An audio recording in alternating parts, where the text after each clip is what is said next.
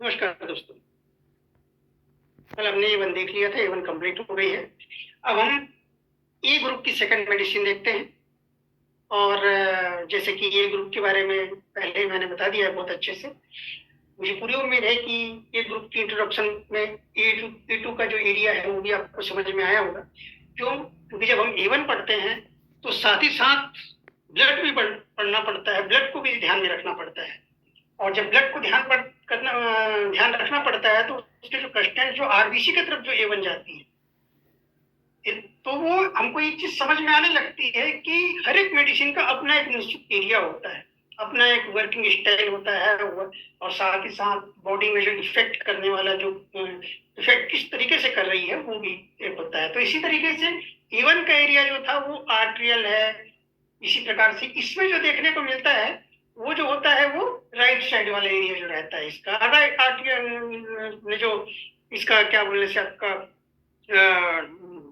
ये देखा। तो ये A2 में आप क्या देखेंगे कि A2 एक वेनस मेडिसिन के रूप में सामने आती है, जैसे कि A1 आर्टियल रेमेडी के रूप में सामने आई थी, तो ये वेनस रेमेडी के रूप में सामने आती है। इसकी एक विशेषता होती है। तो ये अपने अपने जैसे कि A1 का एरिया था, इसके जस्ट अपोजिट इसका एरिया देखने को मिलता है, ठीक है कि नहीं। इसमें इसको स्पेशली एंटी इंफ्लेमेटरी रेमेडी के रूप में जाना जाता है। इसका नेचर जो रहता है वो बहुत कुछ हद तक L1 से मिलता जुलता दिखाई देता है, लेकिन इसकी एक अपनी एक विशेषता होती है कि इसमें कुछ खास नेचर पाया जाता है। जैसे कि सी ग्रुप की जो C5 होती है या सी ग्रुप का जो नेचर होता है, सेलुलर जो नेचर पाया जाता है या सेल को रिपेयर करने वाला जो नेचर पाया जाता है, वो A2 में डायरेक्ट देखने को मिलता है। इसकी एक अपनी विशेषता होती है।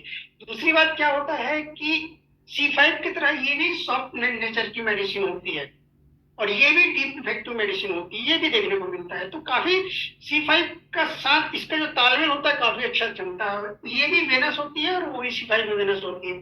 तो इस तरीके से एक चीज देखने को मिलती है कि ए ग्रुप की जो सेकंड रेमेडी जो होती है, हालांकि इसमें ज्यादातर प्लांट आपने A1 में देख लिए हैं, लेकिन नेचर इस तरीके से शूट करता है कि डायरेक्ट वो सेलुलर बेस पे काम करने लगती है, इम्प्योरिटी वाले एरिया पे काम करती है।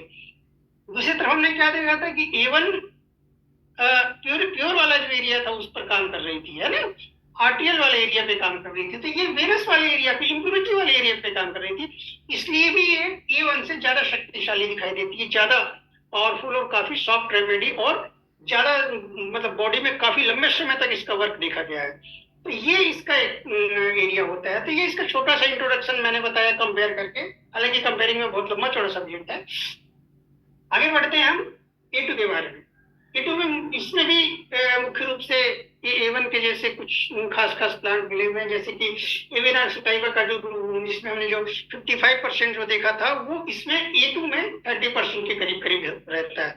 मतलब ये कि जो हार्ड जो नेचर देखने को मिलता है और हेटेड जो क्रिएट करने वाला जो नेचर होता है वो धीरे धीरे करके अब कम होते जा रहा है। जब A3 की तरफ जाएंगे तो वो निश्चित रूप से और कम हो जाएगा, आप देखिएगा जाके। इसी प्रकार से संगनीरा जो कैनाडेंसिस है, ये क्या मतलब कैनाडेंसिस, तो ये जो प्लांट जो रहता है इसका परसेंटेज भी आप देखेंगे कम है। तो यहाँ से आप धीरे से पता चलता जाता है कि कहीं ना कहीं आप सेल को या सॉफ्ट सेल को या किसी खास अंगों पे आपको धीरे धीरे करके रिमूव होता दिखाई देता है।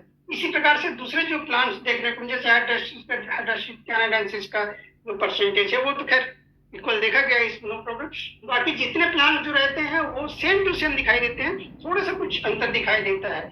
जैसे कि हेमामेलिस जो वर्जिनी का जो प्लांट जो होता है वो कुछ अलग हटके दिखाई देता है।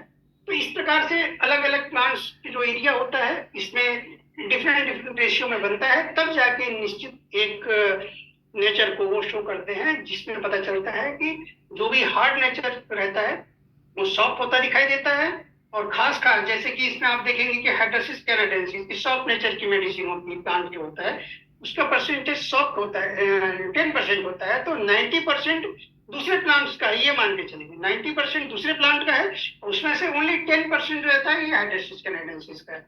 इससे साफ साफ पता चलता है कि बाकी प्लांट की तुलना में ये जो रहता है वो नेगेटिव होता है कि नहीं। इसी प्रकार से इसका भी इफेक्ट होता है दूसरे प्लांट्स पर कुछ हद तक दूसरे जो गर्म जो नेचर वाले जो प्लांट्स होते हैं या डीप या फास्ट वर्किंग वाले जो प्लांट्स होते हैं, उनका जो नेचर होता है उस एरिया को काफी सॉफ्ट करते दिखाई देता है। और इसीलिए कुछ खास खास प्लांट जो रहते हैं जो हीट क्रिएट करते हैं, कुछ कुछ प्लांट जो रहते हैं उनको भी कम परसेंटेज के रूप में देखा गया है।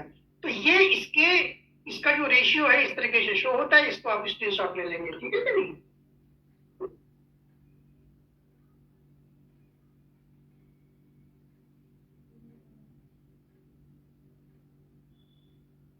आगे बढ़ते हैं।